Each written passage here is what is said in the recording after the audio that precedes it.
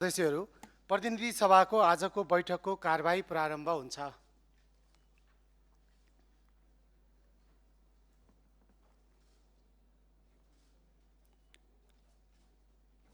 मान्य सदस्यहरू, के का लागि उठ्नु भएको छ? मान्य सदस्य हर्कराज राईलाई म समय दिन्छु।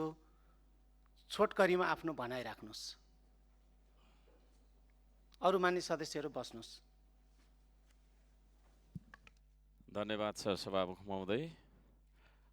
विषय हामी सबैलाई अवगत भएकै कुरा हो र जुन खालको अभिव्यक्ति प्रधानमन्त्रीज्यूले दिनुभएको छ त्यसलाई चाहिँ नै सच्याउनका लागि परराष्ट्र मन्त्रीज्यूको जवाफ यहाँ आउँछ अरे भन्ने कुराहरू सुनिराखिएको अवस्था छ।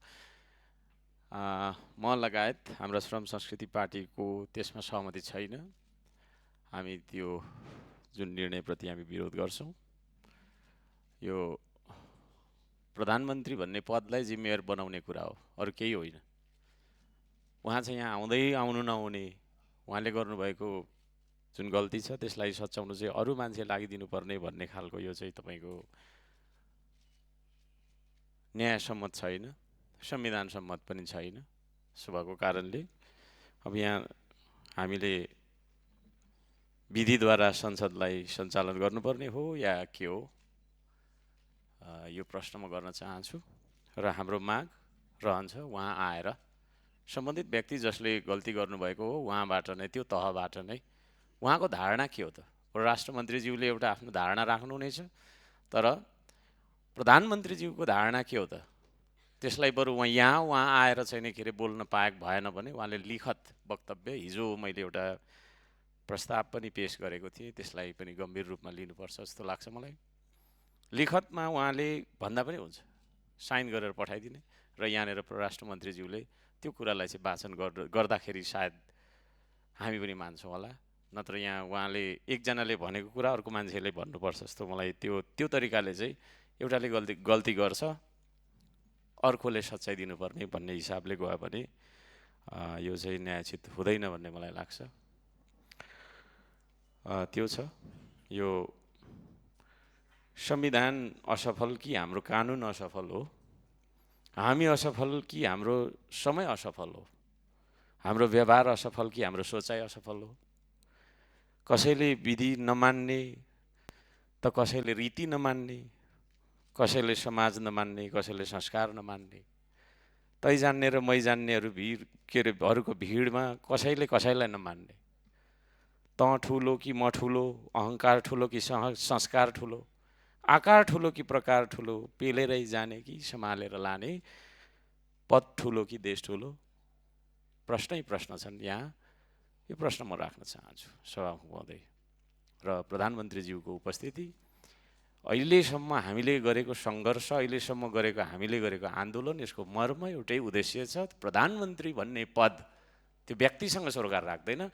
प्रधानमन्त्री भन्ने पद संसदप्रति उत्तरदायी हुने कि नहुने, संविधानको धारा 76 को उपधारा 10 अन्तर्गत यो संसद चल्ने कि नचल्ने, कि एउटा धारा चाहिँ मान्न मन लाग्दा मान्ने, अर्को धारा चाहिँ मान्न मन लाग्दा नमान्ने भन्ने हो कि अहिलेसम्म हामीले मिचेका नियमहरू, हाम्रो नियमावली 15 को 2, नियमावली तपाईँको चाहिँ को नियम 4 को 1, संविधानको धारा 77 को 1 ग, संविधानको धारा तपाईँको 76 को 10, यी कुराहरू हामीले मिचिरहेका छौँ। त्यसो हुँदाखेरि तपाईँ लगायत हामी सबैजना यहाँनिर यो संविधानको बर्खिलाफ उभिराखिएको कुरा होइन, यतिका तपाईँको चाहिँ समयसम्म हामीले छलफल गरिरहेको कुरा तर निचोडमा केही पनि नआइरहेको कुरा म अवगत गराउन चाहन्छु। 11 बजी बोलाइएको बैठक अहिले चाहिँ नि 3:15 सुरु भयो। 4 घन्टा हामीले चाहिँ नि समय व्यतीत गऱ्यौँ। के को लागि त भन्दाखेरि प्रधानमन्त्रीज्यूलाई 1 मिनेटको बाटो होइन, यहाँसम्म आएर आफ्नो वक्तव्य सच्याउनका लागि हामीले आन्दोलन गर्नुपर्ने भनिसकेपछि हामी यो कस्तो लोकतन्त्रमा छौँ, कस्तो खालको संसदीय अभ्यास भइराखेको छ, यो संविधान मुताबिक हामी चलिरहेका छैनौँ र संविधान मुताबिक हामी चल्नुपर्छ कि पर्दैन भन्ने प्रश्न राख्न चाहन्छु। धन्यवाद। मान्य सदस्यहरू, अब म मान्य सदस्य ज्ञानबहादुर साईलाई समय दिन्छु। रोस्टम प्रयोग गरेर छोटकरीमा आफ्नो भनाइ राख्नुहोला।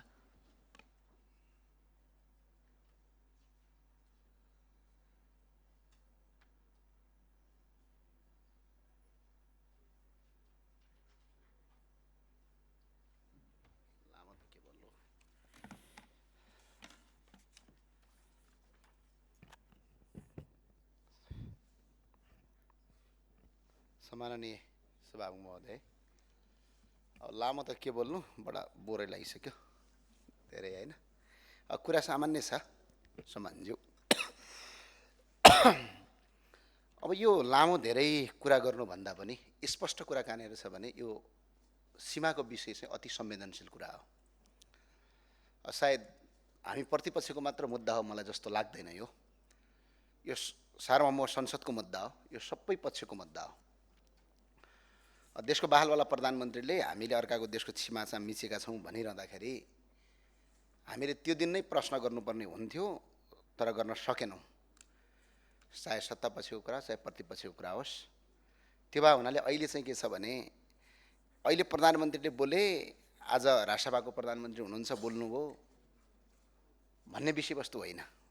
भोलि अर्को प्रधानमन्त्री आयो भने त्यतिखेर हाम्रो देशको सिमाना कहाँ मिचिएको, तिमीले मिचेका छौ देऊ भन्यो भने चाहिँ कहाँको भूमि दिने हो? अति संवेदनशील कुरा हो। त्यो भए हुनाले अब यसमा चाहिँ अब अहिलेसम्म हामीले त्यो माग राखिरहेको कुरा, धेरैले के भन्ने गर्छन् भने संसद काम गर्ने थलो भन्छ। यो काम नै हो। यो देशभन्दा ठुलो अरू केही पनि छैन। राष्ट्रभन्दा ठुलो अरू के छ र? कोही यहाँ व्यापारी हुनुहुन्छ होला, कोही सांसद हुनुहुन्छ, कोही कर्मचारी, कोही विद्यार्थी, त्यो हामी सबैलाई जोड्ने एउटै माटो हो। त्यो चाहिँ नेपाल भन्ने देश हो। र यो देशको इतिहास चाहिँ तपाईँ हामीले जस्तो अहिले चुनाव गरे जस्तो, यसो गीत गाए जस्तो, यसो अलिकति राजनीतिक भाषण ठोकेर बनाए देश चाहिँ होइन। त्यो चाहिँ हामीले विचार गर्नुपर्छ। इतिहास चाहिँ हामी जो अङ्ग्रेजसँग लडेर, तिब्बतसँग लडेर, मुगलसँग लडेर हाम्रा पुर्खाहरूले रगत बगाएर आजको यो नेपाल भन्ने देश बन्यो र त्यो देशको हामी नागरिक भयौँ र त्यही देशको नेपाल भन्ने देश भएकै कारणले गर्दा आज हामी त्यो देशको सांसद, त्यो देशको मन्त्री, त्यो देशको प्रधानमन्त्री भइरहेछौँ। अनि एउटा देश नै हाम्रो मुलुकमाथि नै प्रश्न चिन्ह खडा हुँदै गर्दाखेरि हामीले यसलाई स्वीकार्ने भन्ने विषयवस्तु रहन्न। त्यो भएको हुनाले अहिले चाहिँ यो देश र यो आमा र मातृभूमि एउटै हो। आमा बिनाको जीवन हुँदैन, मातृभूमि बिना चाहिँ हाम्रो अस्तित्व हुँदैन। त्यही भए हुनाले प्रधानमन्त्रीको यो जवाफ यो हाम्रा लागि होइन, यो सम्पूर्ण नेपालीका लागि हामीले प्रश्न उठाएको हो। र प्रधानमन्त्रीसँग कुनै तिक्तता पनि छैन यो विषयमा। तर एउटा प्रश्न के रहन्छ भने सधैँ हाम्रो कूटनीतिक, हाम्रो सीमा, भोलि ल भनौँ न देशको प्रधानमन्त्रीले संसदको रोस्टममा उभिएर दिएको अभिव्यक्ति हो। मैले त त्यो दिन पनि भने चिया पसलमा बोलेको अभिव्यक्ति होइन। अनि अहिले त ठिकै छ, केही भएन। भोलि तपाईँले हाम्रो भूभाग मिचेका छौ, ल हाम्रो यति यति भूभाग कहाँ छ देऊ भन्यो भने कहाँ दिने हो सम्माननीय सभामुख महोदयज्यू? त्यो पनि बरु देखाइदिए भए सजिलो हुन्थ्यो। त्यो भए हुनाले यो अति संवेदनशील विषयवस्तु भएको हो। अब अरू कुरा चाहिँ अगाडि जानुपर्ने छ। मैले लामो कुरा गरिनँ, सबै कुराहरू आइसक्यो।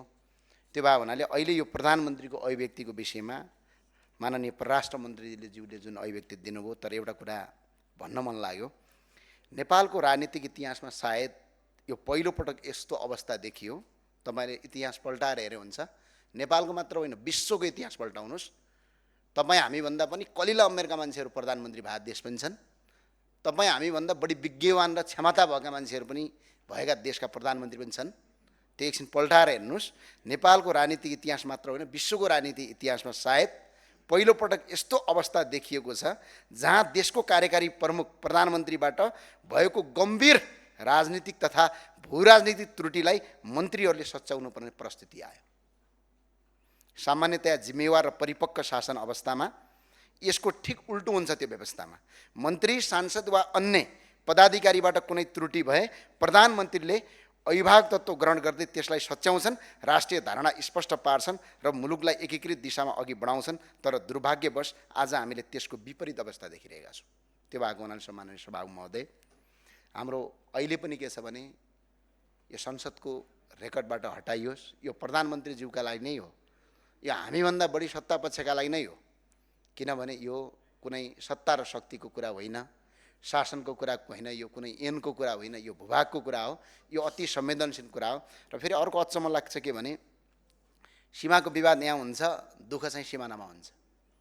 हामीले अहिले पनि यहाँ लिपुलेक, लिम्पियाधुरा, कालापानी भन्दै गर्दा दार्चुलामा बसेका नागरिकलाई दुःख भइरहेको हुन्छ। हामी आज तराईको बोर्डरको कुरा गरिरहेका छौँ। तराईको जो वास्तविक बोर्डरमा बस्ने नेपाली दाजुभाइहरूमाथि त्यो सुरक्षा निकायले, पारिका सुरक्षा निकायले गर्ने व्यवहार त्यो सही नसक्ने किसिमको हुन्छ। तर दुःखलाग्दो कुरा चाहिँ के छ भने आज यो देश वास्तविक तपाईँको पोसाक बिनाका राष्ट्रसेवकहरू काठमाडौँमा बसेका मान्छेलाई बरु त्यति पीडा छैन जति सिमानामा बसेका मान्छेहरूलाई पीडा छ। उनीहरू लडिरहेछन् हरेक दिन, चाहे बरु 10 किलो तरकारीका लागि किन नहोस्, अलिकति भूमिका लागि किन नहोस्। तर आज त्यहीँबाट प्रतिनिधित्व गर्ने मान्यज्यूहरू, हाम्रो प्रधानमन्त्रीज्यूले सीमा हामीले भारतको मिच्यौँ भन्दा त्यसलाई प्रमाणित गर्नतिर लागेको देख्दा चाहिँ मलाई अचम्म लाग्छ।